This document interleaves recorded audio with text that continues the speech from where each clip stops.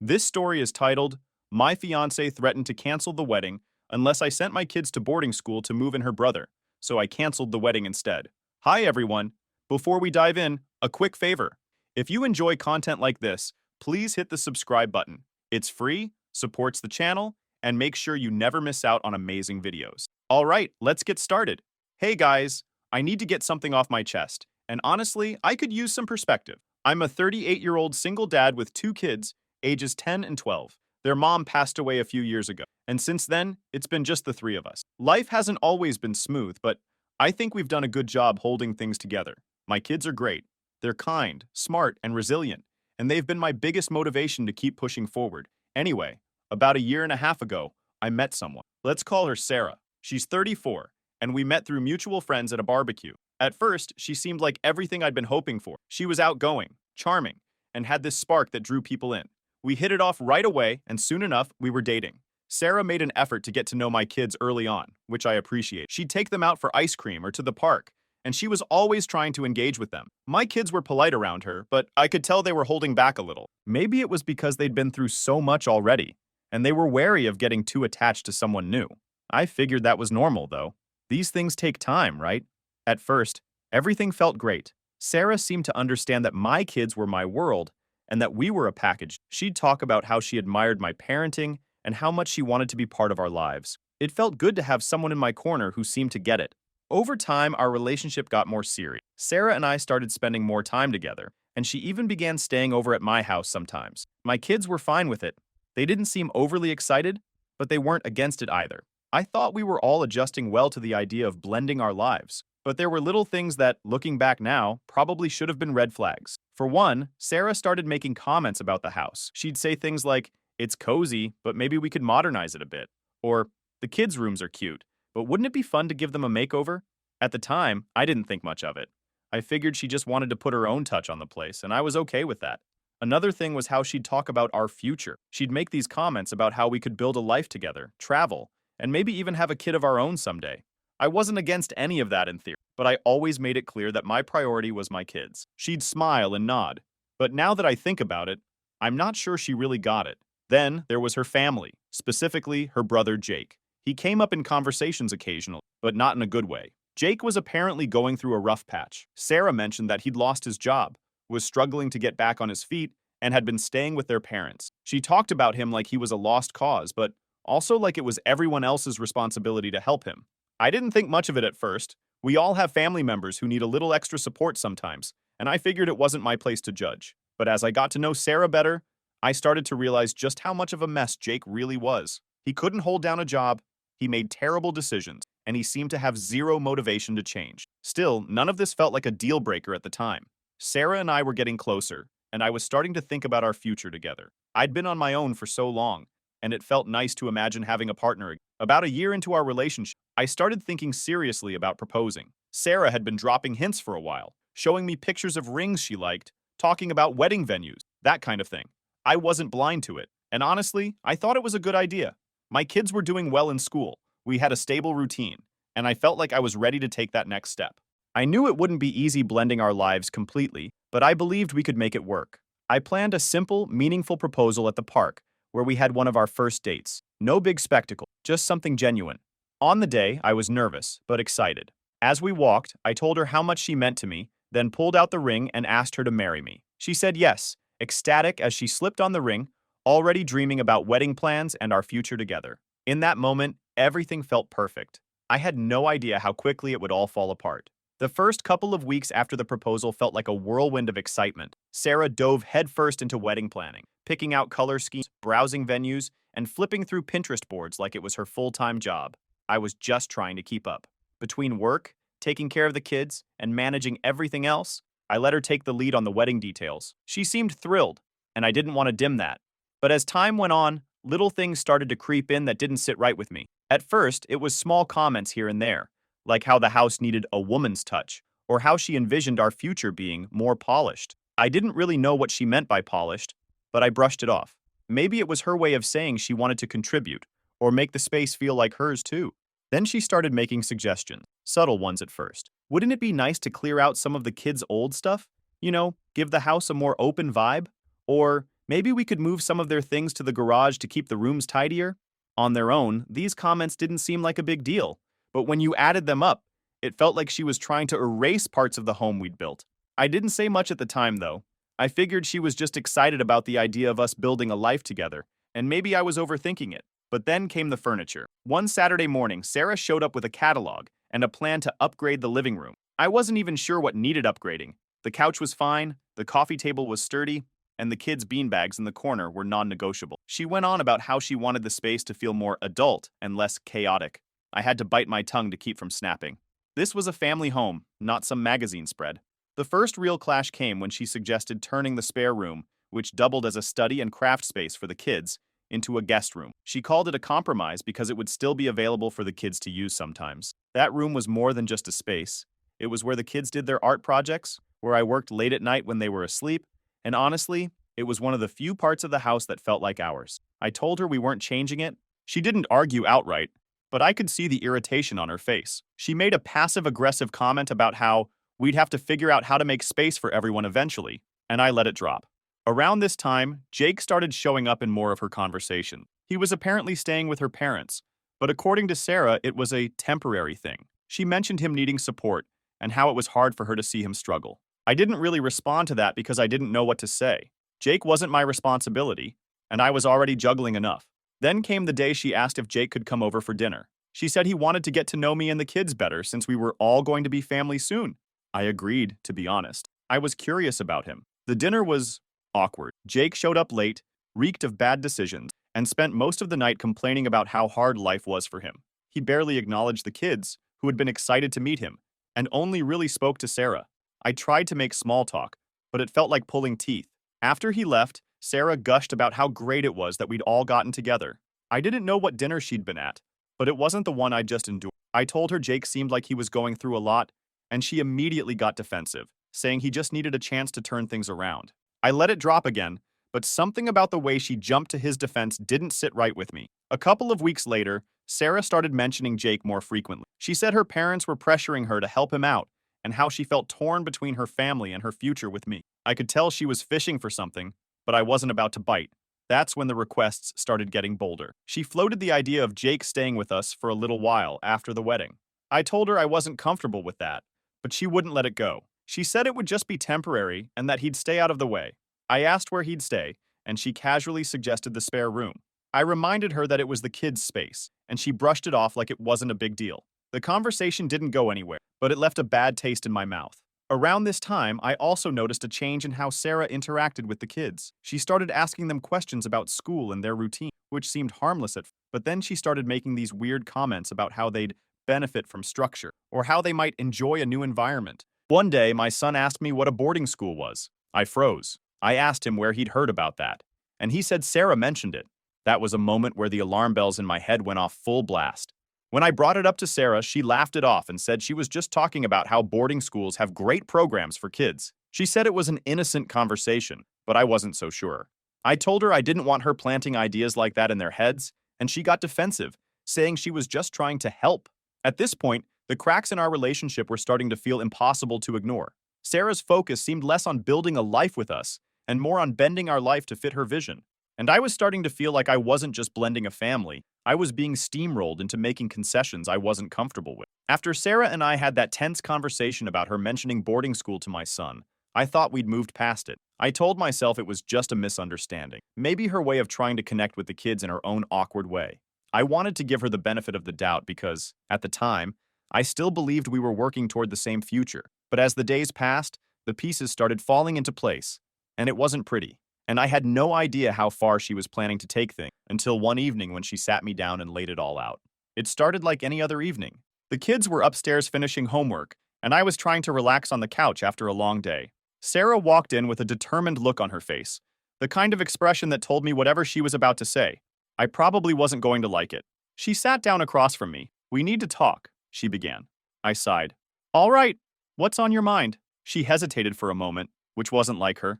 Sarah usually didn't hold back when she wanted something. "I've been thinking a lot about how we're going to make this work once we're married," she said carefully. "Okay," I said, already bracing myself. "It's about the house," she continued. "I don't think it's going to work the way it is now. Not with all of us here." I frowned. "What do you mean?" We're doing fine as it is. She shook her head, giving me a look like I was missing something obvious. No, we're not. This house is too small for all of us to live comfortably. We're going to have to make some changes. I could feel my patience slipping already. Sarah, the kids have their rooms. I've got my office/spare room. It's not perfect, but it works. What kind of changes are you talking about? That's when she dropped the bomb. I think we should consider sending the kids to boarding school. I stared at her, trying to process what she'd just said, remembering my kids bringing that up too. Boarding school? Are you serious? Yes, I'm serious, she said, her tone firm. I've been looking into it, and there are some incredible programs out there. They'd get a top-tier education, meet new friends, and learn independence. It's a great opportunity for them. And what's the real reason you're suggesting this? I asked, narrowing my eyes. Because this feels less about the kids and more about something else. She hesitated again, but only for a moment. Fine, she said, her voice sharpening. If the kids went to boarding school, it would free up space here. Jake could move in and have a proper room. He needs stability. And this is the best way to make that happen. There it was. The real reason. I shook my head, anger bubbling up. You want me to send my kids away so your grown, drunk, unemployed brother can have a room in their house? Are you even hearing yourself right now? She sighed, like I was the one being unreasonable. Jake's in a bad place right now. He needs help, and this would give him a fresh start. It's not just about him. It's about us building a future together. We have to think about what's best for everyone. What's best for everyone? I repeat, my voice rising. Sarah, what's best for my kids is staying in their home, with their friends, their routine, and their dad. Not being shipped off so your brother can move in. Her expression hardened. You're being so short-sighted, she snapped. You're not even willing to consider what boarding school could offer them. It's not like I'm suggesting something bad. They'd get an amazing education, and we'd have the space we need to start fresh. I don't need a fresh start, I said firmly. My kids don't need a fresh start. They need stability, something they've barely had since their mom died. And I'm not about to throw that away because Jake can't get his act together. Her face twisted in frustration. Why are you being so difficult about this? Jake is family. He needs us. Isn't that what families are supposed to do? Help each other? Jake is your family, I corrected her. My family is upstairs, doing homework, in a house that's supposed to be their safe space. You don't get to come in here and decide their lives are less important than your brother's comfort. That seemed to strike a nerve. Her tone shifted from defensive to outright hostile. You're acting like I'm trying to hurt them, she said, her voice sharp. I'm not. I'm trying to create a life where we all have room to breathe. But you're so stuck in your ways that you can't see how good this could be for everyone. This isn't about what's good for everyone, I shot back. This is about you trying to push my kids out of their own home to make room for your brother. That's not happening, Sarah. Not now, not ever. She stood up abruptly, crossing her arms. Fine, she said, trying to control herself from throwing a tantrum as she always does. If you're not willing to even consider this, then maybe we need to rethink everything. I stood up too, meeting her glare. What's that supposed to mean? It means, she said slowly, that if you can't put my family first for once, then maybe this isn't going to work. I'm not marrying someone who doesn't respect my family. I stared at her, completely stunned. Respect your family? You want to talk about respect? What about respecting my kids? My family? She didn't flinch. This is your choice, she said, repeating her ultimatum. Either you choose me or your kids, your call, and I won't settle for less. She walked out of the room after that, leaving me standing there in silence. I couldn't believe what had just happened. I'd known for weeks that something was off, but this was a whole other level. For the first time since I'd proposed to Sarah, I started to wonder if I'd made a huge mistake. The tension in the house had been building for weeks. Every time Sarah brought up Jake, it felt like we were headed for another argument. Then Jake showed up unannounced, and I was outright disgusted. The sheer audacity of it left me speechless. How could someone be so shameless, so utterly clueless, that they couldn't grasp a basic fact? You don't just barge into someone else's life expecting a free ride. His recklessness wasn't just baffling, it was repulsive. This wasn't even the first time Jake had shown up unannounced at my place. But after everything that had happened recently, I had zero patience left for his antics. It was a Saturday morning when it happened. I was in the kitchen making breakfast while the kids sat in the living room, finishing up some weekend cartoons. The knock at the door was sharp and deliberate, the kind of knock that told you the person on the other side wasn't leaving until you answered. I already dreading who it might be. Ignore it, I called to the kids, figuring it was just a delivery or someone selling something. But the knocking didn't stop. When I opened the door, there was Jake, standing there with his usual smug grin. He had that casual, unbothered energy, like he was stopping by a friend's house to hang out, not barging into a situation he had no business being part of. Hey man, he said, nodding at me. Figured I'd swing by. Got a minute? I blinked, trying to process why he was here. Sarah didn't mention you were coming, I said flatly. Jake shrugged. Didn't think I needed an invite. She said you guys were still working out the details about me moving in, so I thought I'd stop by and, get a feel for the place. The audacity of this guy was unbelievable. I think there's been a misunderstanding, I said, keeping my voice level. We haven't agreed to anything about you moving in. Jake laughed like I'd just told him a joke. Come on, man. Sarah said it's pretty much a done deal. Just a matter of figuring out the logistics, right?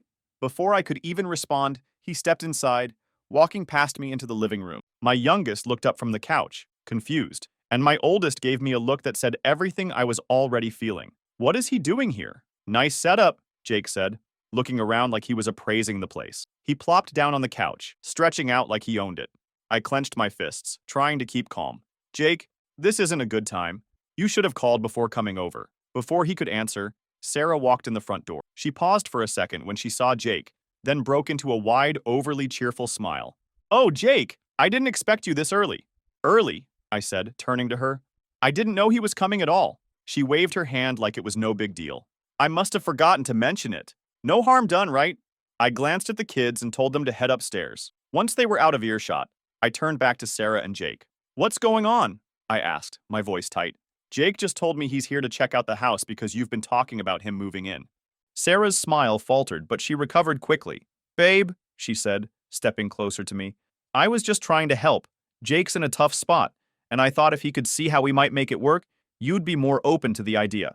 We've already talked about this, I said, my patience wearing thin. I told you I'm not comfortable with it. Jake, still sprawled out on the couch, decided to chime in. Relax, man. It's not like I'm asking for much. Just a bed and some space to breathe. You won't even notice I'm here. I turned to him, my tone cold. This isn't your decision to make, Jake, and it's not happening. Jake scoffed and stood up saying, all right. No need to get worked up. I'll leave you two to sort it out. He grabbed his jacket and headed for the door, muttering something under his breath. As soon as he was gone, I turned to Sarah. What the hell was that? What do you mean? She snapped. Jake's my family. He needs help, and I'm trying to find a solution.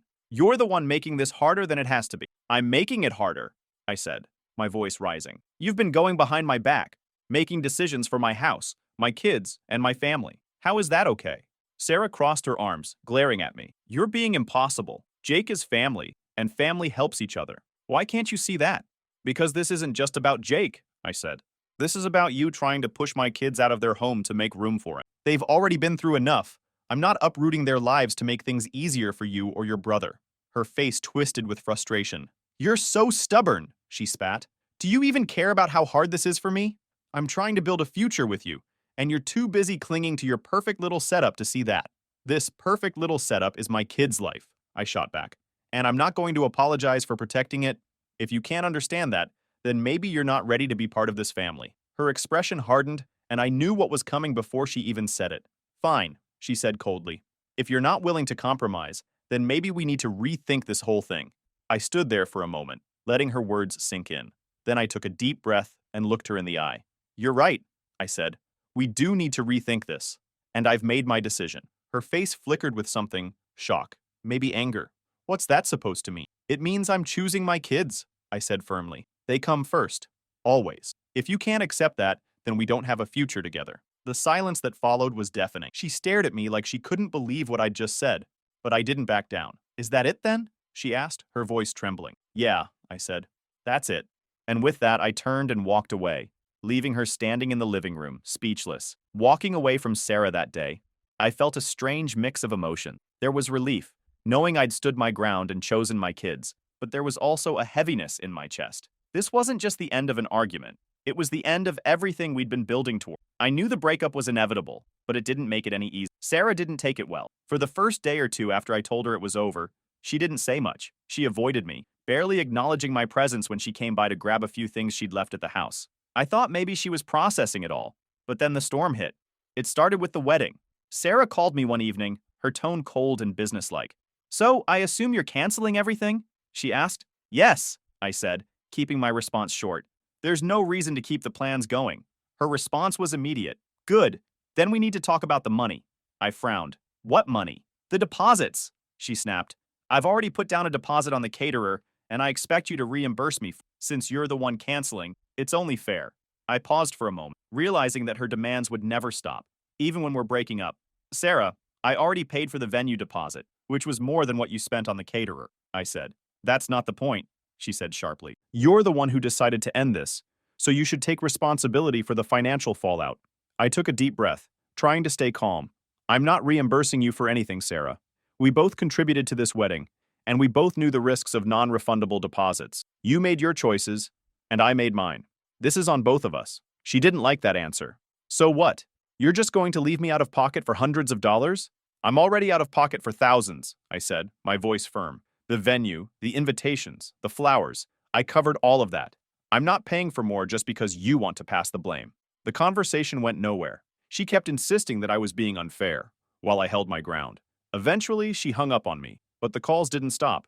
Over the next few days, she bombarded me with texts, emails, and voicemails, all demanding that I pay her back for the caterer. At one point, she even threatened to take me to small claims court if I didn't comply. It wasn't just about the money, though. Sarah wasn't content to leave things between us on a simple financial dispute. She started spreading her version of the story to mutual friends and family, painting me as the bad guy who abandoned her and refused to help her struggling brother. I got calls from people I hadn't spoken to in months, asking me what was going on and why I was being so cruel. One of her relatives, a distant cousin I'd only met once, actually had the nerve to lecture me about family values. Jake's going through a tough time, she said. You could have made a small sacrifice to help him out. It's not like you'd be homeless. I bit my tongue, not wanting to argue with someone who clearly didn't understand the full story, but it stung. No one seemed to care about my kids or how Sarah's demands would have turned their lives upside down. All they cared about was her version of events, where I was the heartless villain refusing to help. Thankfully, I had my own circle of support. My close friends and a few relatives knew the truth and backed me up without hesitation. You did the right thing, one of my friends told me. Anyone who tries to push your kids out of their home doesn't deserve to be part of your life. Still, the fallout was exhausting. Canceling the wedding was a logistical nightmare. I had to contact vendors, explain the situation without airing too much dirty laundry, and navigate the awkwardness of calling off an event that people had already marked on their calendar. Most people were understanding, but a few tried to pry for more details. I kept my responses vague, saying it was a mutual decision and that we'd realized we weren't on the same page about the future. Through it all, my kids didn't know the full extent of what was happening, but they could tell something had changed. My oldest asked me one night, "Are we not having a stepmom anymore?" I smiled gently and shook my head. "No, we're not. But you know what? That's okay. We're still a family and nothing is going to change that." They seemed relieved, which only reinforced that I'd made the right decision. The thought of them being shipped off to some boarding school while Jake moved into their rooms still made my blood boil. Sarah had completely underestimated how much I valued my role as a dad, and that was her biggest mistake. The final straw came a week later when Sarah showed up unannounced to grab more of her things. She walked into the house like she still had some claim to it, her eyes scanning the place as if she were checking for signs of her absence. She didn't say much at first, just packed her stuff in silence while I stayed in the kitchen, giving her space. But as she was leaving, she stopped in the doorway and turned to me. "You know," she said, her voice icy, "you'll regret this. You had a chance to build something better, and you threw it away." I met her gaze, calm but firm. "No, Sarah. I didn't throw anything away. I protected what mattered most, my kids and their home. If you can't understand that, then this was never going to work." Her expression flickered for a moment, like she wanted to argue but couldn't find the words. Finally, she scoffed, muttered something under her breath, and walked out the door for the last time. The house feels quieter now. Honestly, this wasn't the future I'd pictured when I proposed to Sarah, but maybe that's for the best. My kids are safe, their home is still their sanctuary, and I'm free from the chaos she tried to bring into our lives. But I can't help wondering, was there something I missed early on that could have prevented all this? I'm still processing everything, but I'd love to hear your thoughts and advice. I'll update if anything significant happens. Thanks for reading, Reddit. Final update. Hey again. So I thought the breaking up and canceling the wedding would be the end of the drama. I couldn't have been more wrong. Turns out, walking away from Sarah wasn't just about protecting my kids and keeping our home intact. It also meant dealing with a wave of chaos I didn't see coming. From Sarah spreading lies about me to her brother Jake making veiled threats, things went from tense to downright absurd. You know that she already tried to victimize herself in front of our families. Still, she leveled up. She told mutual friends and some of my family members that I was abusive and controlling, spinning the story in a way that made her the victim. Suddenly, I was getting calls and messages from people asking me to explain myself. Some were sympathetic, while others outright accused me of being the kind of person who'd push someone to their breaking point. One mutual friend, let's call him Dave, actually called me up to say, Hey man, I heard you made Sarah's life hell. What's going on? I had to take a deep breath before responding. Dave, do you honestly think I'd do that? She wanted me to send my kids to boarding school so her brother could move in. That's the reality. Thankfully, Dave was reasonable enough to hear me out. And after I told him the full story, he backed off. But not everyone was as understanding. Sarah had a way of twisting things. She was always good at playing the victim. Jake, of course, wasn't any better. A week after the breakup, he texted me out of the blue. His message read, "You're a spineless coward for not helping your family. I might swing by to get what's mine. Better hope I don't have to force it." The entitlement was mind-blowing. I hadn't taken anything from Jake. In fact, the only thing I'd done was refuse to let him bulldoze his way into my home. But his text wasn't just infuriating, it was unsettling. I wasn't going to take any chances, so I called a locksmith the next day to change the locks on every door. For a few days, I kept expecting Jake to show up again, pounding on the door or causing a scene. But instead, everything went strangely quiet. It wasn't until later that I found out why. A mutual friend told me that Jake had been caught stealing money from Sarah. Apparently, during one of his drunken episodes, he'd managed to access her bank account and drained it dry. We're not talking about pocket change either. He wiped out thousands. When I heard the news, I wasn't even surprised. It was almost inevitable. Jake had been a leech for as long as I'd known him, always expecting someone else to clean up his messes. But this time, he'd gone too far, even by his own standard. What made it worse was that after stealing her money, Jake completely disappeared. He wasn't answering calls or texts, and no one had seen him in days. Sarah was left scrambling, not only to figure out how to pay her bills, but also to deal with the debt he'd saddled her with. Then, as if things couldn't get any more ridiculous, Sarah showed up at my house. She didn't call or text beforehand. She just appeared on my doorstep, looking like she hadn't slept in days. I opened the door, and before I could say anything, she launched into her sob story. "I need your help," she said, her voice trembling. "Jake stole everything. I don't know what to do." I stood there for a moment, processing what she'd just said.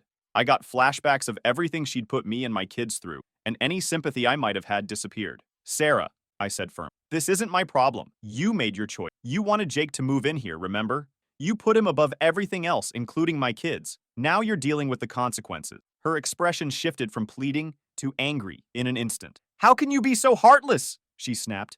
"I thought you cared about me." "I did," I replied. "But you showed me who you really are. You put your brother's comfort over my kids' stability, and I'm not going to clean up the mess that came from that decision. This is on you." She tried to argue, but I shut her down. "You need to leave," I said, my voice steady. "I'm done with this." She stood there for a moment, clearly stunned. Then, without another word, she turned and walked away. I watched her go, feeling a strange sense of closure. Over the next few weeks, the fallout continued to ripple through Sarah's life. Jake was still nowhere to be found, and her finances were in shambles. Mutual friends started distancing themselves from her as the truth about Jake's actions came to light. The lies she'd told about me didn't hold up under scrutiny, and people began to see the real story. Looking back, I can't say I regret any of it. Not the breakup, not the canceled wedding, and certainly not choosing my kids over Sarah and her chaotic family. It was a tough lesson, but one I'll never forget. The people you let into your life should add to it, not take from it. And if that means shutting the door on someone who doesn't respect your boundaries, so be it.